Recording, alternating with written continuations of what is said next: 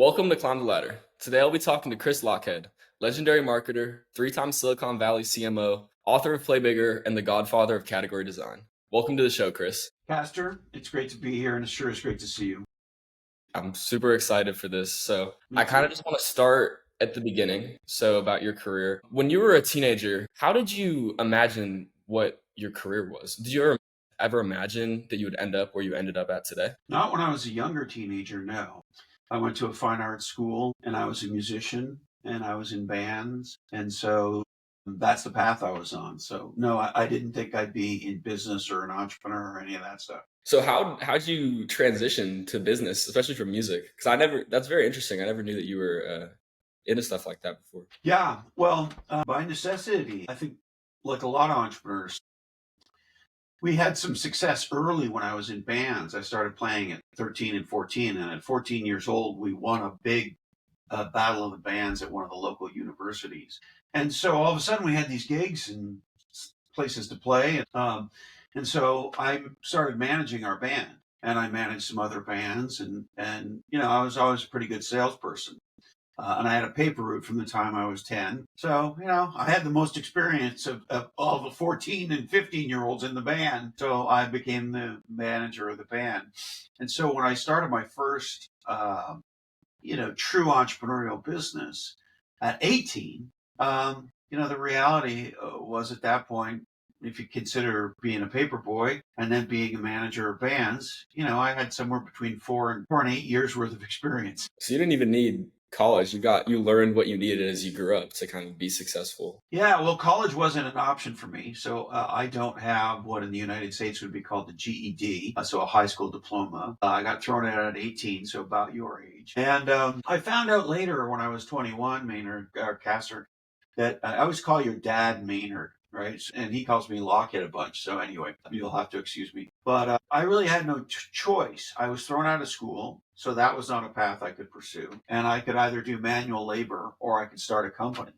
Yeah. And so starting a company was kind of an act of desperation in some ways, and certainly a preference. And look, I started with no money, no education, no experience, no relationships. And I found out, Castor, when I was 21, so a handful of years later, that Mhm. I have 4 or 5, actually I think 6 now, learning differences. And those things weren't as present then, as prevalent, and certainly not as well known amongst educators. So things like dyslexia and dyscalculia, ADHD, and all these sorts of things were much less known. And so I only found that stuff out after I had left school. Anyway, long story longer, school didn't work for me for very long. Mm. So I was always entrepreneurial, and I was also desperate. And so at 18 years old, with nothing, I started a company. And so for me, like a lot of entrepreneurs, Castor, Mm. entrepreneurship was not a way up in the world. It was a way out. Yeah. So what was your first business? What did you start off doing that you founded like, when you were 18? Yeah, so I had a friend who was at a very small software company. I grew up in Montreal, Canada. Mm. And it was a software company for personal computers. And the personal computer was really, that category was exploding. Yeah. And so in those early days, companies were buying all these personal computers and all the software to go with it. And yet there was a big gap between the technology and how people could use the technology, how well they knew it, and most importantly, how they could use it to affect some kind of a business outcome. And so this buddy of mine, Jack, who was working at this small software company, said to me, "Hey, listen, we got to start a company doing custom programming and teaching to power the kind of PC revolution." And I said to Jack, "What are you talking about? I can't tie a tie. I can't do math. And, my plan is to be a rock star." And he said, "Yeah, but you're the best sales and marketing guy I know. So I'll do the tech, you do the sales, the marketing, and we'll figure it out." And so I said, "Okay." And so I worked 5 days a week in the business. Mm. And then every weekend I worked 2 shifts, so 18-hour days, both days, as an orderly in the hospital. And that's how I paid the rent for the first little while when we were starting the company until I could finally quit my job and go full time. So how big did you scale this company to? Because you made this when you were 18 and you took a CMO job at 28. When did you start the transition from what you were doing before towards getting into higher level leadership, especially in Silicon Valley? Because that's Yes. definitely on the come up. Oh, it's a big jump. Yeah, big jump. So that company ultimately scaled a little and then failed a lot. Mhm. And so by It's 21, like the so story three, of most entrepreneurs. well, there's roughly a 90% failure rate. So, Yeah.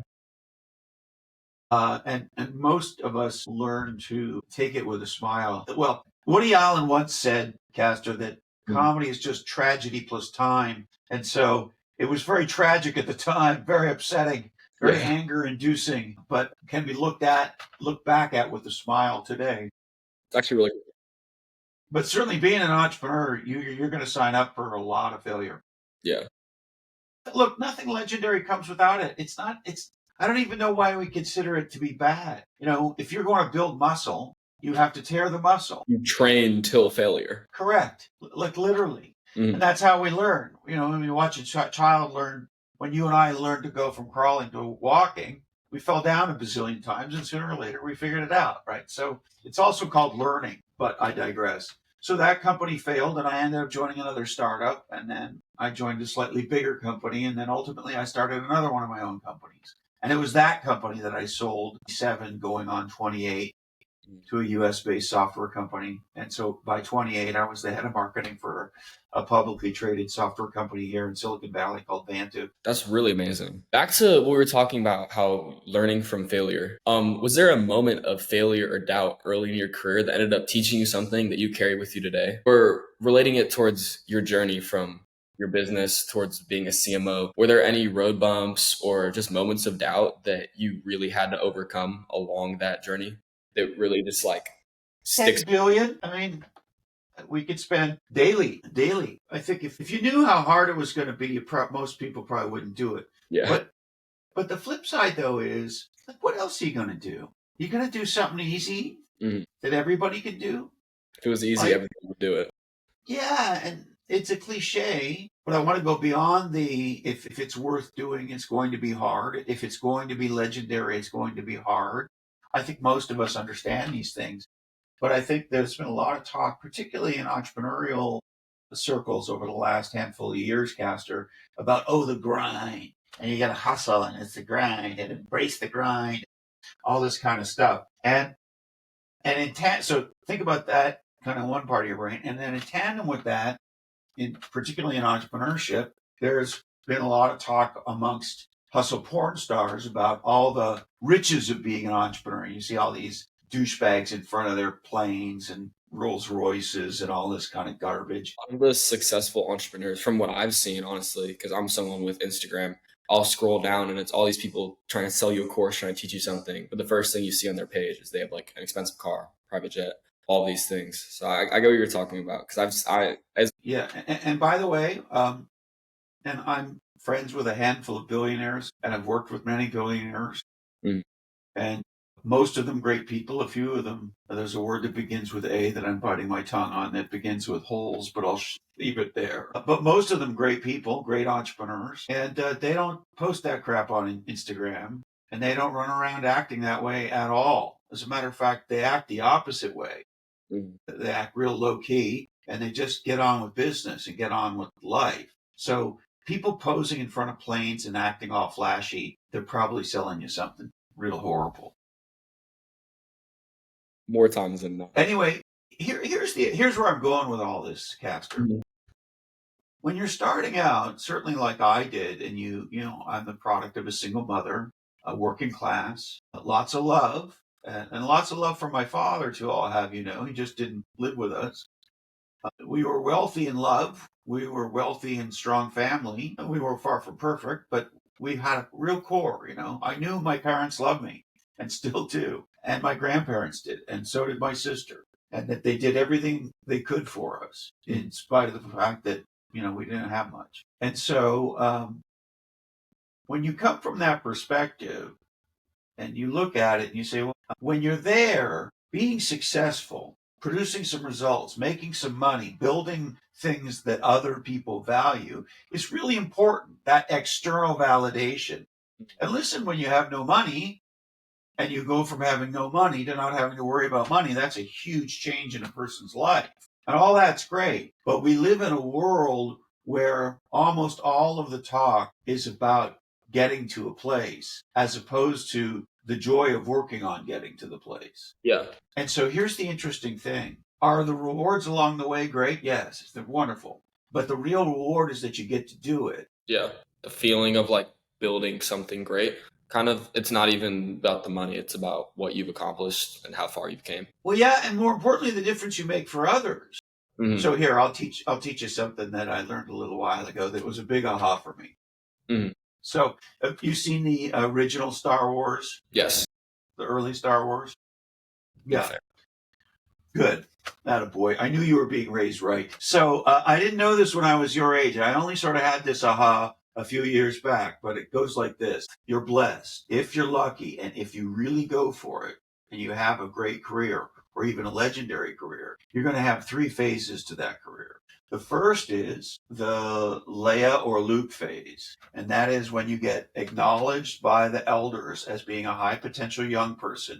You get trained, you get developed, and you get put in positions of ever increasing importance and power. And if you're very successful in that stage and you blow up a Death Star, you succeed at the Leia or Luke phase. Now, when I was in that phase, Castor, I never thought about that there was another phase. You just thought that was the path? I just thought, well, I had such lack in my life that producing any kind of result was like a very big deal to go get done, right? So the question in my early life was, is Christopher going to make it? And so I was very focused on, can I make it? And then here's the aha. After you've had a bunch of successes, Leia or Luke, you've blown up some Death Stars, the world acknowledges you as a veteran of that. And then the world acknowledges you as an Obi-Wan. And your job changes from being the person who blows up Death Stars to the person who helps grow and develop the people who blow up Death Stars.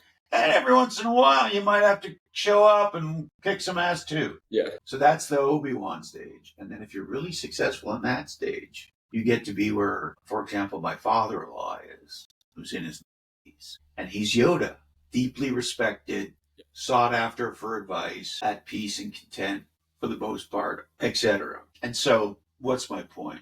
My point is, if you're lucky, you get those 3 phases. Yeah. And in order to have a shot at them, never mind earn them, you're going to have to prove yourself over and over and over again. And you are going to be tested day in and day out like you've never been tested. If you want to do legendary things, if you want to do extraordinary things, if you want to do uncommon things amongst extraordinary people, amongst successful people, you want to be uncommon amongst the uncommon, you're going to have to push yourself. And here's the aha. The results do matter. Absolutely.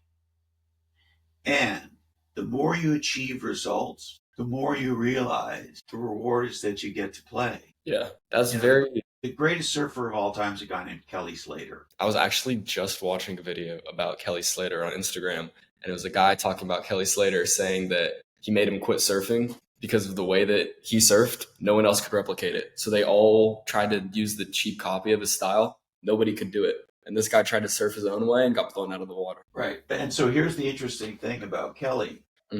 Kelly surfed on the tour long past when he was truly competitive. He did win some things late in his career, but he surfed many years where he was, for the most part, not super competitive. Yeah.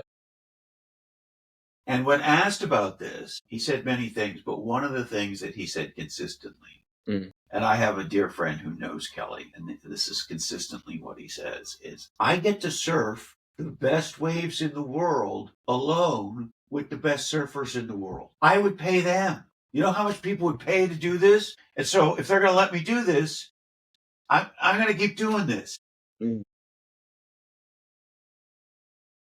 And that's the difference. So there's what's called an intrinsic motivation and an extrinsic motivation. An intrinsic motivation is what drives you from within, right? Yeah. Like, I'm sure there's certain things you're drawn to, yes? Yeah, definitely. And certain things you're not that interested in. There are things I love doing, things I don't like doing. Right. And things that feel more natural and less natural, right? And we tend to gravitate to the more natural, more interesting things, yes? Yeah. And that builds intrinsic motivation. And have you ever met somebody who just kind of doesn't give a shit about anything? I know some people like that. Yeah. And you Those ever have heard, extrinsically motive or externally motivated people. They don't have a right? drive. They're just chasing certain things that feel like reward or money. Like I feel like you can't really call money an intrinsic motivation in a lot of cases. Maybe to provide for your family, but once you reach that level of success where, as you were talking about earlier, where once you're past that Luke Leia phase, once you've already blown up your first Death Star, you have money. It becomes like, do I care about this? Am I passionate about this? Like, am I really like money can't be the only reason you do something for your entire life. I feel like. Yeah. I mean, listen, there's some people who fall into that trap, and I'm sad for them. Mm, But I think you're absolutely right. I think money, like all motivations, can have a component that's intrinsic and extrinsic. So on mm, the intrinsic side, every great entrepreneur and executive that I've known, at least for part of their career, and sometimes all of it or a major part of it, yeah, feels like for themselves that they have something to prove. yeah, And then there's a flip side to that, or a corollary to that, maybe, where they also get extreme joy out of doing the thing that they do. mm, And those two things can be mashed up a little bit. And in some cases, one can exist way more than the other. In some cases, equal parts, and around you go. But my point is the following: the people that you've met where they're just kind of, they don't really care about much. Can you motivate them? You, Caster. Can I motivate them? I feel like it comes down to the person. I feel like you can do your best to motivate a person, but at the end of the day, it comes down to them deciding whether they want to do it or not. Because I feel Yes. like people in my life that I've known that maybe aren't as motivated, I can tell them to do something. I can go to them and say, hey, you need to do this, but it needs to click in that person's head. I feel like even for me, Yeah. like if I'm lazy and I'm told to do something a million times, I'm not going to do it until I decide that I want to do it, not just because someone told me. And that's just like Yeah. you're with somebody, but it's ultimately up to the person whether they want to do. Like they have their own free will. So I feel like you. So let me present a lens for young people Mm, as well. It's really a lens for anybody, but we're talking yeah. to your colleagues and friends Mhm. today. Consider for a moment, just consider this as an idea, Yeah. that agency is the ultimate success. And agency, roughly defined as I get to do what I want, when I want, with who I want, doing what I want, working on what I want, Yeah. playing with what I want, whenever I want. Mhm. And if I missed any, you know what I'm talking about. Ultimate freedom, agency, choice. Mm. And that's where real power in a person's life exists. Because then you're the author of your own newsletter every day. You're the creator of your own life every day, right? So if that's what, or if that was true, then if you got to a place in your life financially where the amount of money that was being made by your investments, by your nest egg, Mm. paid for your annual living expenses, you Yeah. follow me? That your investments produce enough for you to live on every year, and then you no longer need an income. Yeah. When you get to that place and you're debt free or relatively debt free, from a pure financial point of view, you have agency Mm. because your investments, your net worth, your portfolio, your nest egg pays for the party, as I like to think about it. Once that's true, you're financially free. You have financial agency. Yeah. Okay. So then that sets up the question. If you had radical agency across all dimensions, including financial, what would you do? You could do anything you want all day long. What would you do? And so that's the place I would encourage young people to think of. Something that they should chase, maybe. I feel like No, not chase, but know is possible. Know they can get to. And by the way, having more limited agency when you're younger is not necessarily a bad thing. yeah. I feel like I definitely don't How well, would you do if you had ultimate choice about everything all the time and nobody up your butt to get anything done? I wouldn't get anything done. Right. And I wouldn't have either at 18. And sometimes, by the way, I wouldn't at my age today on a semi regular basis. It happens to But my point is the following. if you could have a life where you've got intrinsic and extrinsic motivations at the right levels for you. So you're drawn to certain things. You figured out your superpower, and we can talk about that if you like.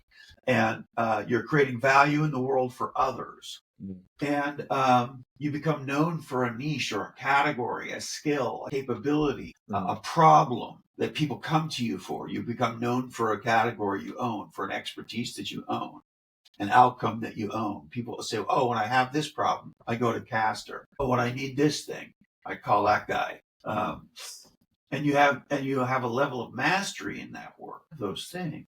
You've designed a life that matters. And so when you're younger, what are we trying to do? We're trying to cultivate, discover, or create, because it could be either of those or a combination thereof. What's your superpower? What is the thing? What's the problem that you solve uniquely in a way that creates the most value for others, that is the most different? And once you figure that out, that's your superpower. And the way to figure it out is over time, what are the kinds of things do people come to you for? And then you start to cultivate that thing and you apply that thing to creating the most amount of value.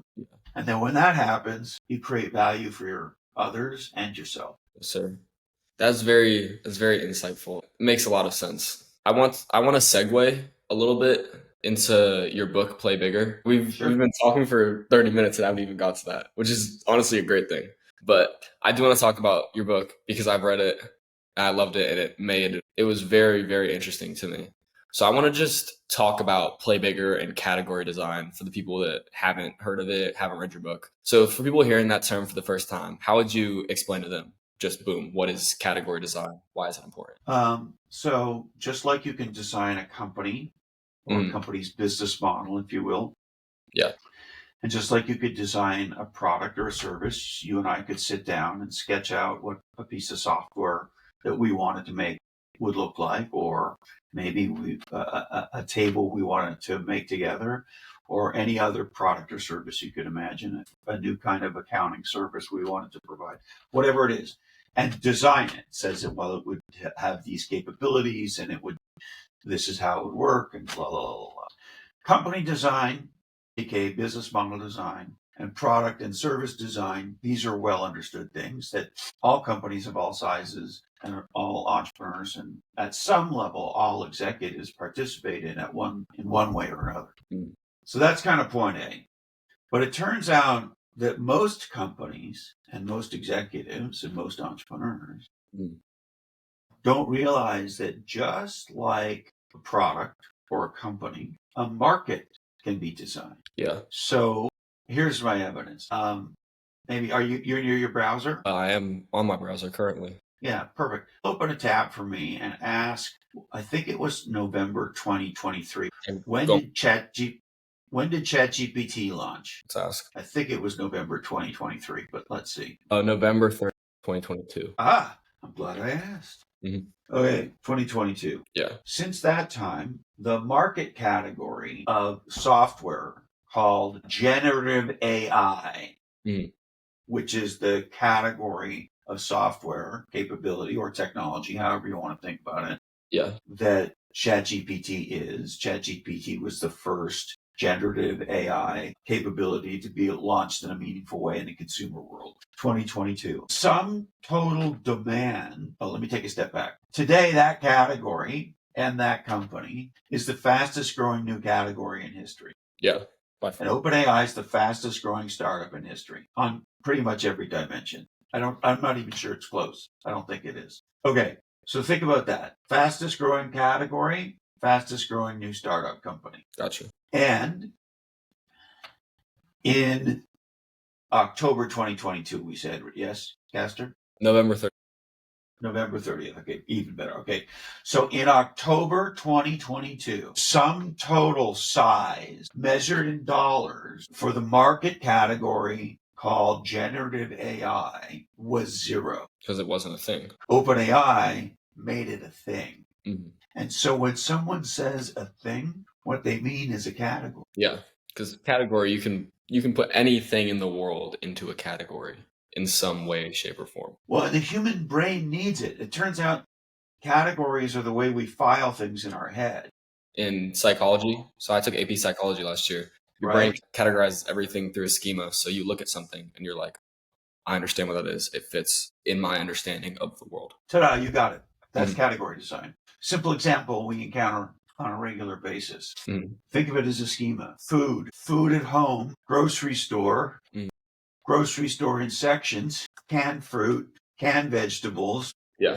fresh fruit, fresh vegetables, fruit, subset of food, aka subcategory, canned produce, subcategory of vegetable, subcategory of food, bigger category, Mhm. et cetera, et cetera, et cetera. So it's the giant schema in our brain. But here's the thing in business, Caster, Mhm. most people think the schema is the schema, like it was created by the Lord or something. Mhm. They accept it, what's called accept the premise. Yeah. Category designers know that somebody made it that way. See, here's the aha. You ready? Yeah. Everything is the way that it is Mhm. because somebody like you changed the way that it was. Literally everything. Everything Everything. changed, added on to in some sort of way. Yeah, everything is the way that it is because somebody changed the way that it was. Hold on, I'm looking something up because this will be fun. Okay, so behind you, I can see on the cameras a basketball. Yeah. Who is the creator of basketball? James Naismith. Yes, also a Canadian American. Yeah, he is Canadian. Yeah, and let's see what The way year. basketball was played when he founded it versus the way it's played now, you wouldn't even think it's the same sport. Yeah, well, he wanted it to be a non-violent sport, so we were sort of off that a little bit. Okay, so it's 1891. Mhm. Okay, so here's the aha. Yeah. There's a year called 1891, Mhm. and in that year, and in every year since, Caster, Mhm. basketball has existed. And to your point, it's dramatically evolved and changed, and Mhm. it's had big ups and we can study the history. It's fascinating. Yeah. But since 1891, the world has had basketball. But here's the interesting thing. Mhm. In 1890, there was no basketball. And every year before that, for the existence of humanity, up until that point, there was no basketball. Somebody invented it to solve a specific problem.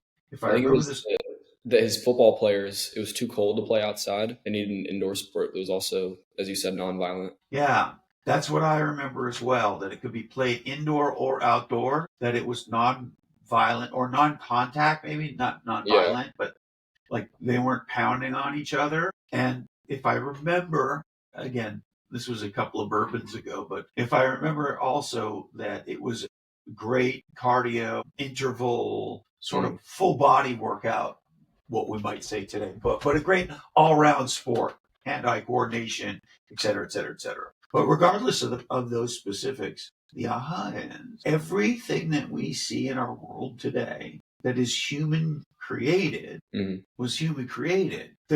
You've been in an elevator in a tall building, of Yeah. course. If you look down on the floor in the elevator, you have a better than 50% chance of seeing the word Otis on that. Why so? Because a guy named Elisha Otis invented the elevator. And before Elisha, buildings were not that tall because they had stairs. And so nobody wanted to live on the 47th floor with the stairs, What stairs? right? And oh, by the way, how'd you build it anyway? I don't know.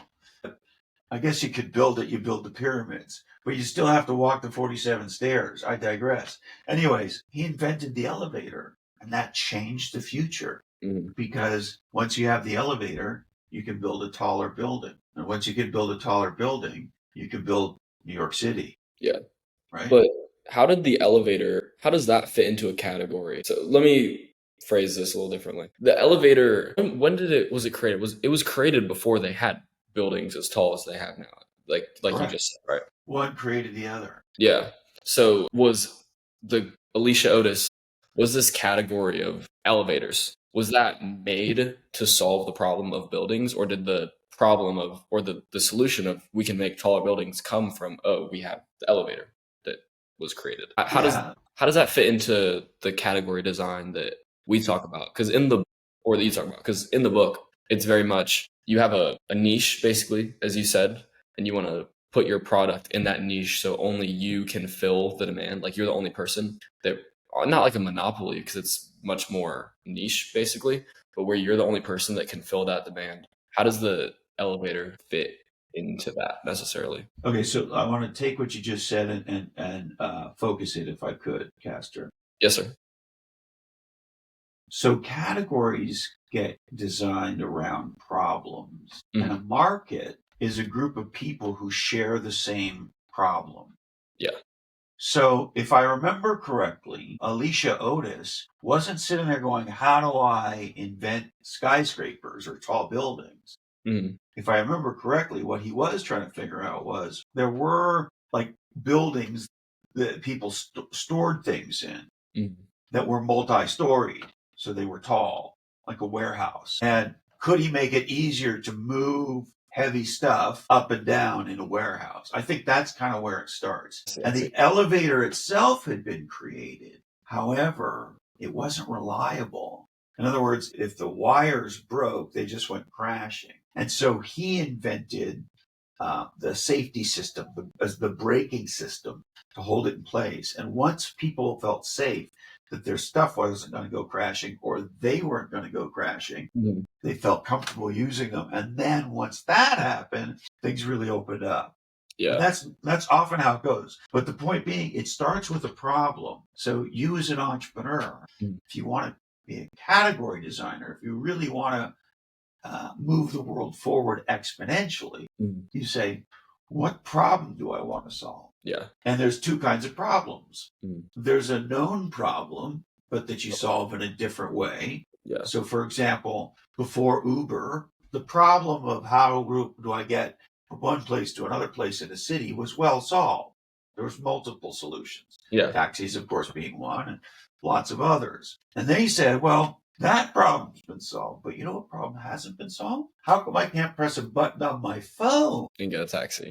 Correct. So Travis Kalanick literally reframed the problem in a new way, Mhm. and specifically around a new technology. Yeah. And so he was the first to think about that problem and that solution in that way. You follow me? I follow that. Yeah. Yeah, and then sometimes there's a whole new problem that we didn't even think of. I So, feel like for there are going to be so example, many more solutions, especially with, because what you were talking about before, how Uber came from this thing, new technology, iPhone. right, Now that there's AI, we're going to probably see so many new things created out of AI to solve the new problems from an AI world, not just a regular smartphone world. you got it. You're right on it. Mm. And here's a way to, I would say, begin thinking about it. And I really encourage you and everybody to do their own thinking and to have conversations with others. One of the cool things about AI, particularly where it is now, we're all learning and teaching each other real time together. Mm. Anybody who says they're an expert is a donkey, because you can't be an expert in AI. You can be an expert in some components of it for sure. And there are people who are geniuses doing incredible things. I'm not being silly, but everybody's learning so much themselves and from others and from the AI all And day, it's every day. Correct. Okay. But with that said, here's the aha. All new categories create more new categories. So new categories create more new categories, right? well, So like what you Alicia, said, something that I think is funny about that is back to the elevator guy. When you were talking about the elevator, he created the elevator and then he created cables to convince everyone that it was safe. So he built a category out of the category that he just created. So literally exactly correct. what you're talking about. Right, an ecosystem around the category. Yeah. Exactly. That's exactly right. Okay, and you'll see that not in all, but in lots of new categories if you go back and look historically. Mm. So once you see that, Castor, category design is a new lens. Yeah. And once you understand the lens, that this is how the human brain works, and that new things have to be fit into new categories, because you can't take a new thing and put it in an old shelf. It doesn't work. Right? So, all that said, AI is the greatest new category ever created by humanity. Because it's endless. It's endless. It's how we fill in the blank. Everything. It really is. It's very clear. Very, very clear. Okay, so, and by the way, there are people say, oh, that's hype. I got into an argument with a professor, believe it or not, on LinkedIn, who was telling me I was hyping AI. Mm. And back in the day, there was a venture capitalist back in the dot-com boom era of the internet named John Doerr, Mm. who said the internet was underhyped, and he was mocked and criticized for saying it. He was Well, right. it really was. He was right. The same is true today for AI. And here's my simple test. Name me one thing that you can think of that will not be connected to AI. Kind of hard to think about. Because I mean, I feel like every aspect of life that every aspect of life, I feel like I could apply AI to optimize it in some way, shape, or form. Sports, school, personal life. You can apply it in any way because it's just a smarter you. Yes, yes. So And it's so I think, ultimate category.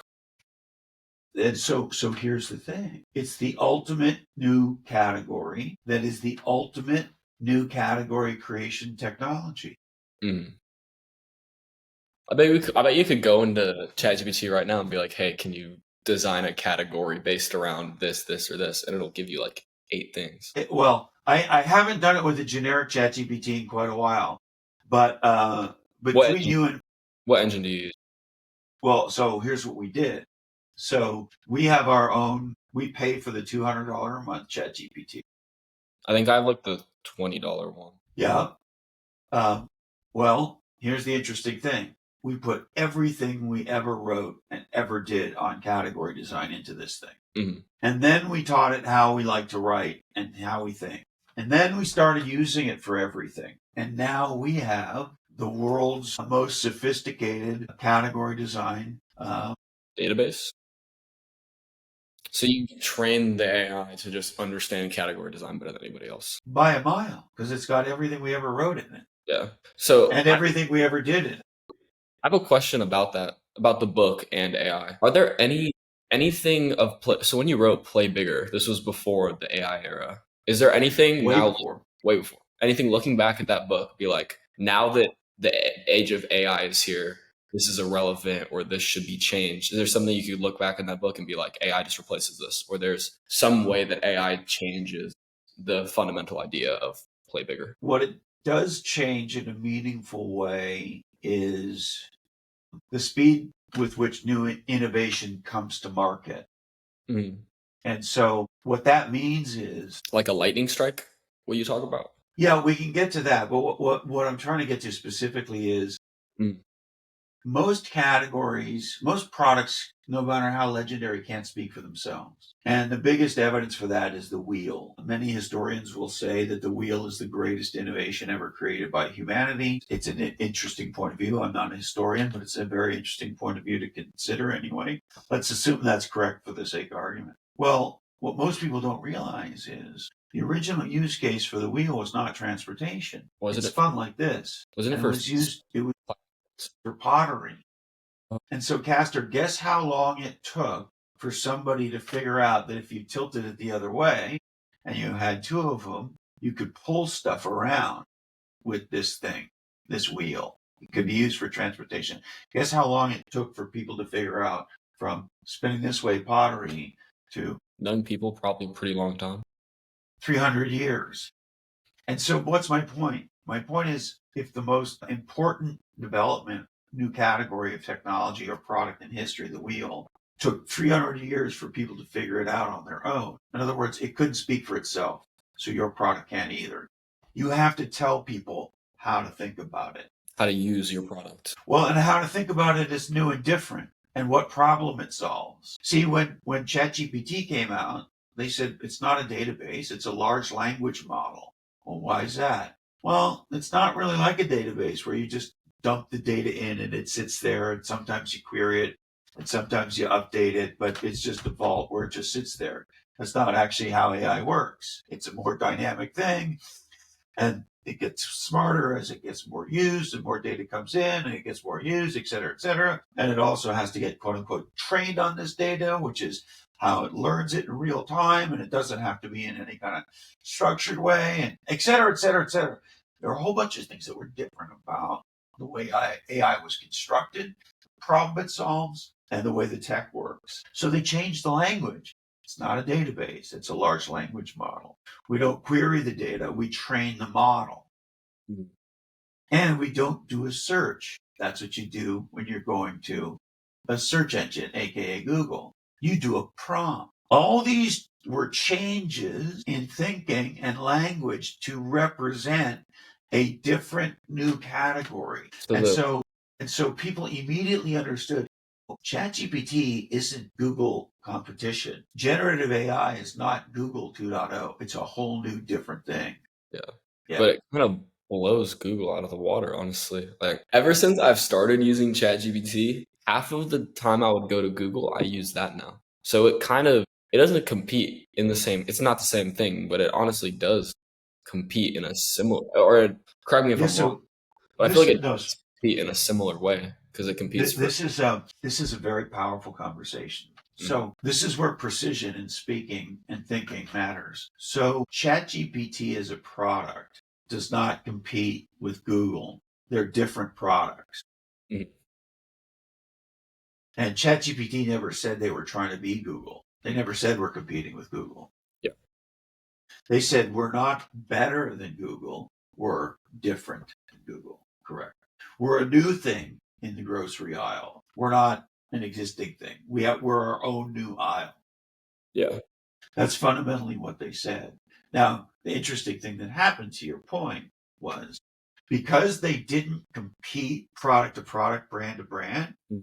they just said, you go to generative AI and our product for this. And if you want to keep searching, you go to that. And to your point, what people figured out was one is an exponentially different experience, which negates the need for the other. Mhm.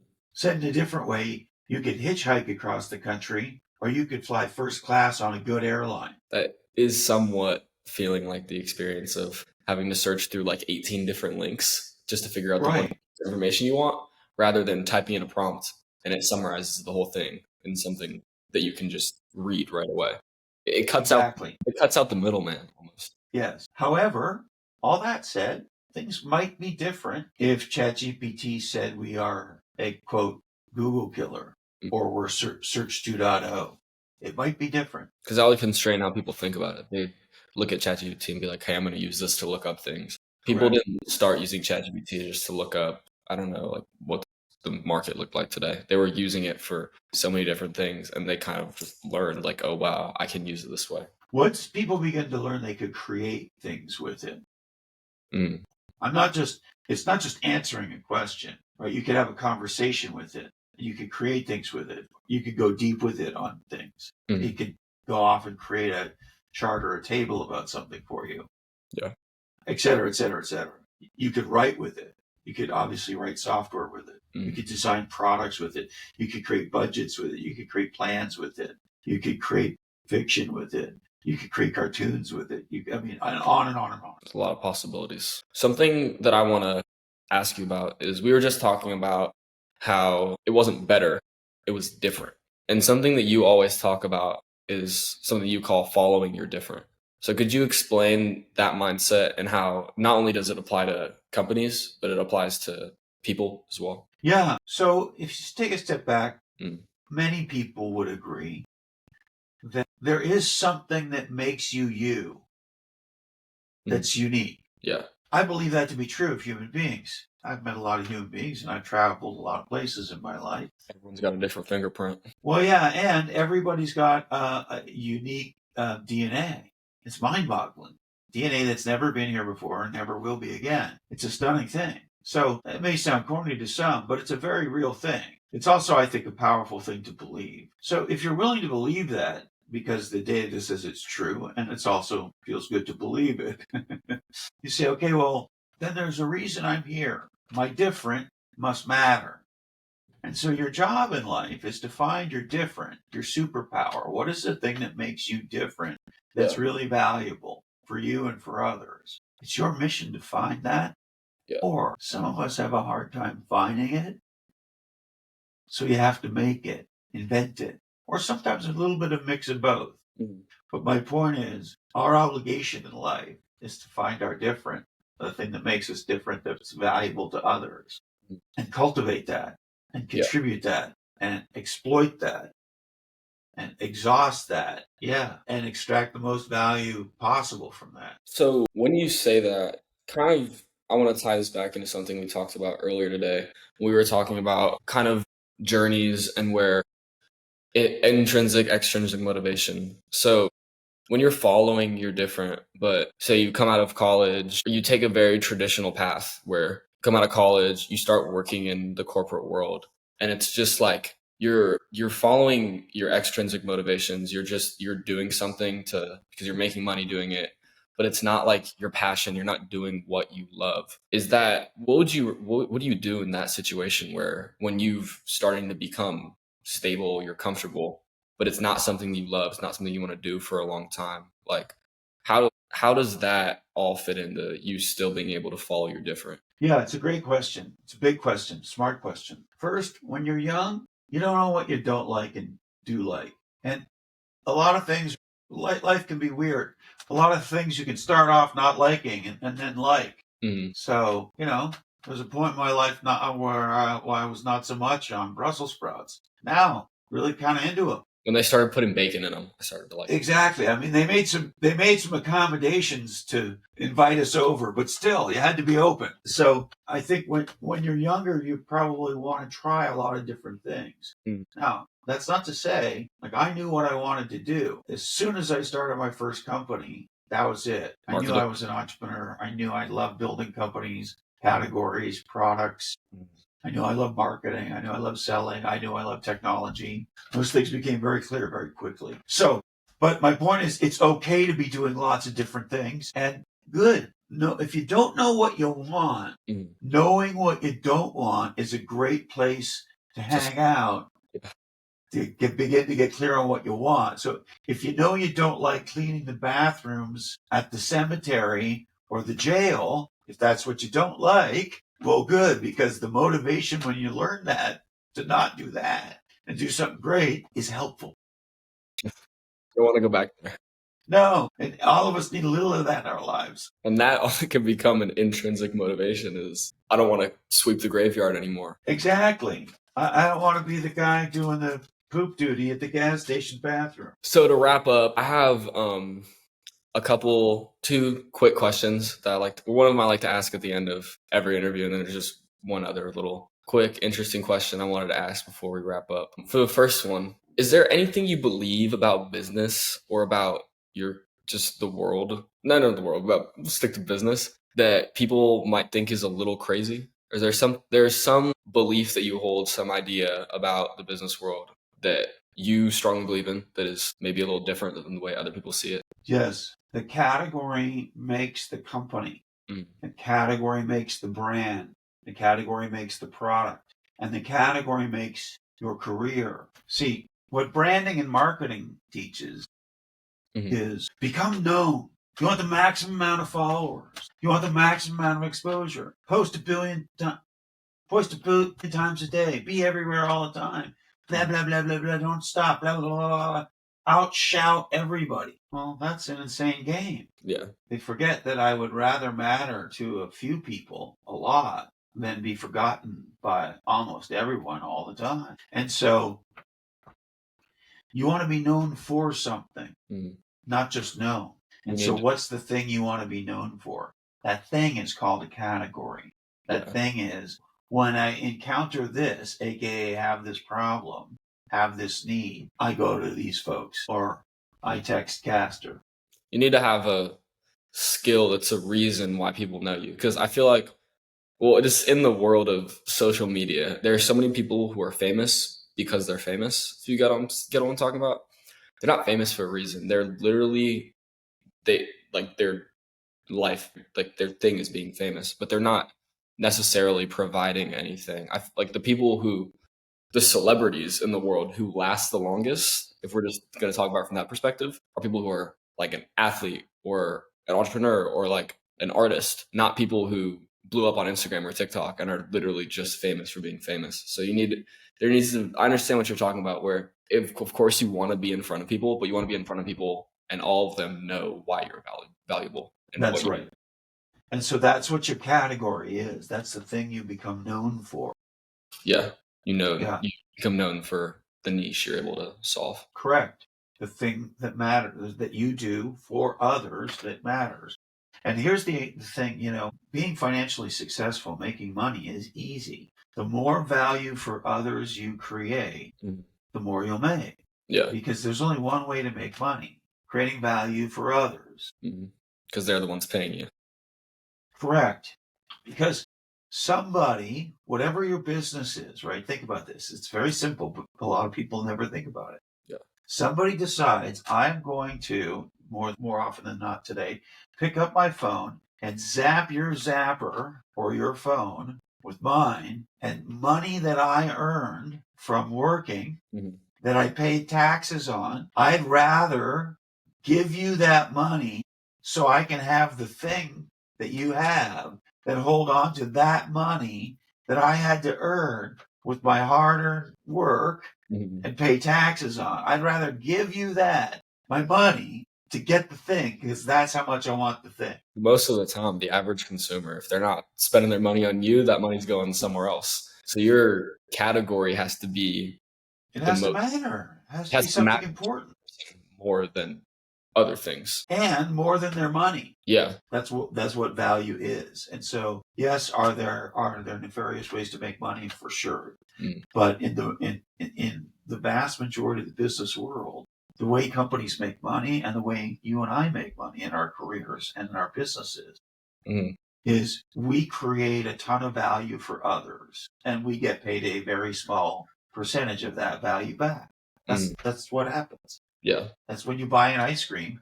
That's what you're doing. You're just getting a little piece, basically. Yeah. So for my last question, this is my wrap up, and I ask basically everybody, not basically, I ask everybody this at the end of our time together. So if you were 18 again, with everything that you know now, what would you start doing today? Is there you look at the world and you're like, if I was 18, this is what I would get into, this is what I would pursue right now, with everything you know? Yeah. I'm trying to think about how I want to answer this question. So let me share some things that would guide my thinking, because I don't want to be overly prescriptive, because I'm not sure that's helpful. I got that, yeah. So now's a legendary time to be curious, very curious, be a insatiable learner. We could get tricked, some of us. It certainly happened to me and many I know in school, that sort of learning is this tedious task that you have to do to pass tests, and you can't wait till that's over. And I understand all that. School was hard for me, but that's not learning. And hopefully you did a lot of learning in school and will continue if that's what you want to do. But learning can be a joy, and often should be, if I could even use that word, be a joy. And so not knowing things is good. And not being afraid to not know things. That's called being curious about things. It's also called learning, and learning is amazing. Now's the time to be a rabid learner with rabid curiosity. I can think of no other way to say this, so I'm just going to say it. Now's a dumb time to be dumb, a stupid time to be stupid. It really is. And a very smart time to be smart. Yeah. A very smart time to be smart. Now, what do I mean by that? I do not have a PhD in education, so take this for what it's worth. But I also believe being smart is a choice. You can choose to be a smart person and not be a dumb person. You can choose to hang around smart people and figure out what they're talking about, and learn from them, and throw yourself into being smart. Because I think now more than ever, it's easy to throw yourself into being stupid. Being around the wrong people, wrong environments. And not just like right. Yes, not just right, wrong, like just judgmental based on, my judgment or your judgment. On a specific thing, at least one, probably many, but on at least this, a caster. The difference between being taught what to think and how to think. Like critical thinking rather than just what books say, like what about a history book, but how to think through things. I'll give you the most simple technique. It's easy. If you want to pop the hood on something, unpack something, go deep on something, drill into something, ask why 5 to 7 times. 5 to 7? Yeah. See where you land. on anything. Mm. Somebody makes a statement about anything, a political belief, a historical fact, something they want to go start to work on, a place they want to go on vacation to, any topic you want. Yeah, I want to go on vacation to Italy. Oh, that sounds awesome. Why do you want to do that? Oh, well, I really like the food. Oh, great. Yeah, what do you like about the food? I really like pasta, and fresh made pasta, and I really like, farm to table, there's fresh produce. Oh, yeah, that sounds great. Why do you like fresh produce? And you just keep going. And you get so much deeper to the layers about it. Correct. And so just the ability to train yourself to not immediately jump to judgment. Yeah. But try instead and of course, it's human to do that. We all got to do it. To the degree to which we have a judgment when somebody presents us with something, whether it's a silly story about what they did on a weekend or whether it's about a financial budget for the next quarter that we all need to get focused on, or anything in between, we could develop a muscle where we kind of suspend our own judgment for a second and say, well, I'm just going to take a curious stance and ask questions. Tell me more about that. Suspend judgment. Be curious. Yeah. Why do you think that? Where did you learn that? Well, that's interesting. Tell me more about that. Not like in an accusatory way, in a genuinely curious way. Yeah. Yeah. It's a good piece of advice where you can just ask why. My dad always says it's an asking world. A lot of the times when you ask, someone will answer. You can just deepen your understanding of things just by being. Start with yourself, right? So you take any belief, any opinion you have about anything, and you can start on the banal thing you want. Your favorite musician, your favorite country song, your favorite, whatever you want, your favorite Picasso, whatever it is, I don't care. Your favorite color of dog, and start asking why. And you'll learn more about yourself. Yeah, and if you want to push yourself a little bit, you want to say, take an important belief that you hold. Oh, well, I think that the government, blah, blah, blah, blah, blah. My school should, or my parents should, blah, blah, blah. We all have these big opinions about things in our lives. We all have them. Okay, so just take one of those things and ask yourself why 5 to 7 times. See what happens. If you're willing to be curious about why you think what you think, you might discover you don't think what you think anymore. Or maybe you do think what you think, but now at least you know why you think what you think. But most people can't tell you why they think what they think because they haven't thought it. Somebody told them to think it. Yeah. Does that make sense?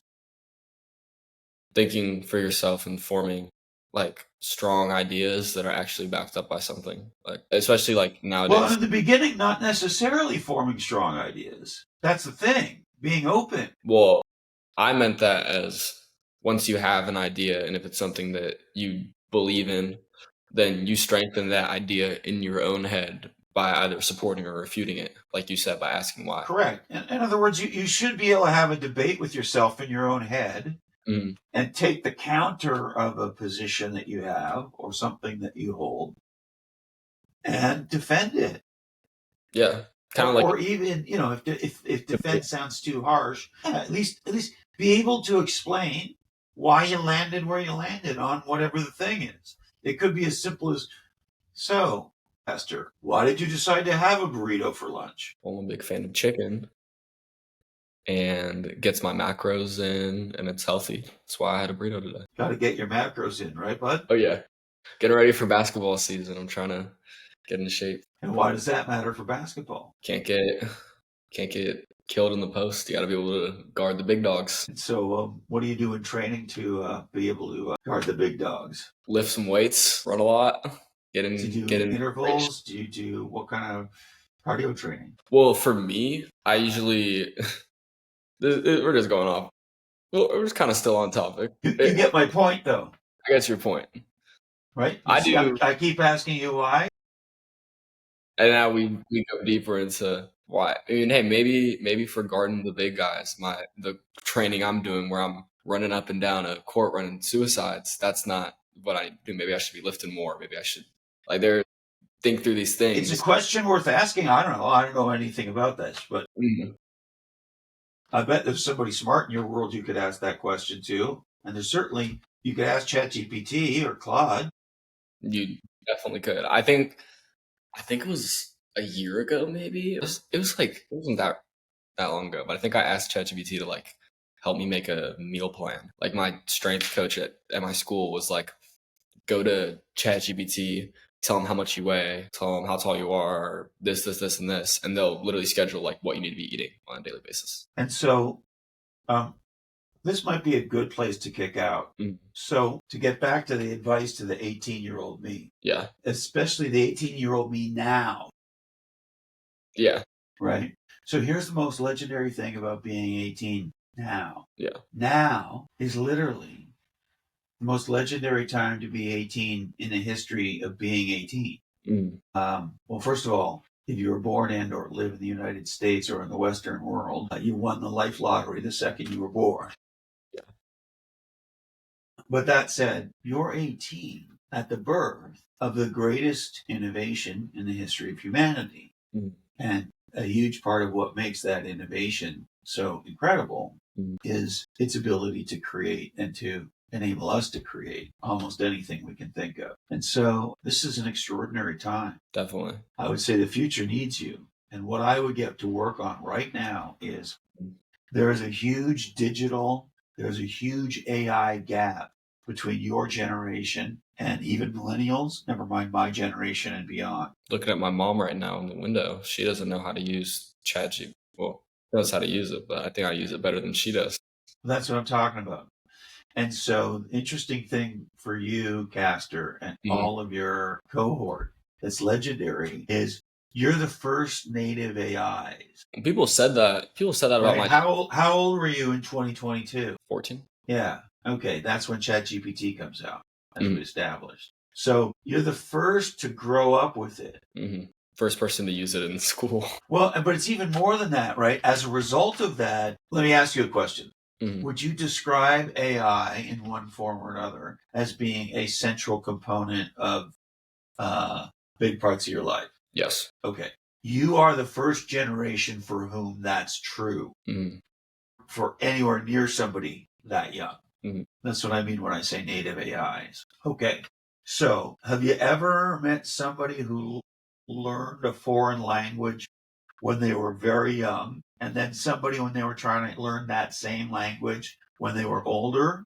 You ever seen this? Yeah. What's the difference between the younger and the older person? Younger person, it's so easy to accommodate into your brain. For the older person, you've had so long knowing things in one language that you can't really put that in your head, so to speak. It's harder. Right. So even though you and I have had the same amount of time together with AI, and even if it's probably not the case at all, but even if I were to have used AI as much or more than you, which I doubt is the case, there's no way that I would be as deep and as capable in it as you are. It's just breaks all the laws of physics. And so what I'm saying to you is, and everybody your age, this is your huge window, man. Right now, this is your huge window. Because this is natural for you. You know how to create with this AI. You know how to have it be foundational to pretty much everything you do.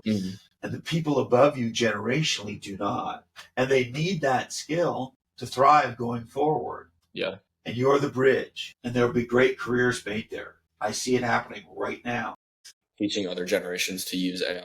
Look, I know 14-year-olds who are building agents for people. Just little agents to do the simplest things. Notifications, little application functionality, little update here, little custom agents, because the whole world is going to go to AI-powered agents, right? Well, the reality is it's going to be a long time before people of my generation learn to do that. You guys are doing that now. And then some, right? And helping people build their own custom AIs like we built, the one I described. The average person over 25 doesn't know how to do that. And if you're 14 and you know how to do that, you probably are way better at it than the 25-year-old. Yeah. And it's going to get to the point where everyone has basically their personal robot that of course automate everything. If you can be the first person. Of course. Well, and products like Delphi, and I'm sure there's others I'm not aware of, but yes. And so my point is, you and your generation has this amazing opportunity. You're right there for it. Mhm. You're the first natives. The delta between you and the generations above you is significant. Those generations need you. You need them because you're young. You don't know. You don't have any context. You don't have any experience, right? You don't know what to do with some of this stuff, right? In some cases you do, but in a lot of cases, the judgment and the experience is really valuable. Mhm. And so my point is, it's really the perfect scenario where the younger generation needs the older generation and vice versa for powerful reasons in both directions. And I would make my living and I would build companies and categories and technologies there In that space in where that space. you have, because it's like that follow your different thing. That's something that makes separates us literally just because we were born in this time from all the other generations. Here, I'll give you a concrete. Anyone can ask their parents what are the top 3 things they would like to do with AI, but they don't because it's too complicated. Mhm. And then do that with 6 of your parents' friends and see if you see any pattern. And then find the pattern and sell that. Well, or keep digging if you don't see a Yeah. pattern. But you're going to be starting and you're Mhm. going to be talking to people and you're going to be learning and you're going to be trying to build something, etc. And that'll lead to something. And somebody will introduce you to somebody and you'll be on it. Mhm. Yeah. Well, thank Yes. you so much for your time. This was an amazing conversation. I think I learned so much. My viewers are going to learn so much. And I'm just so grateful to have you on the show today just to talk about everything. So thank you so much, Chris. Pastor, the honor is all mine. Thank you so much. So it was amazing. So thank you so much. Thank you, And brother. thank you, guys.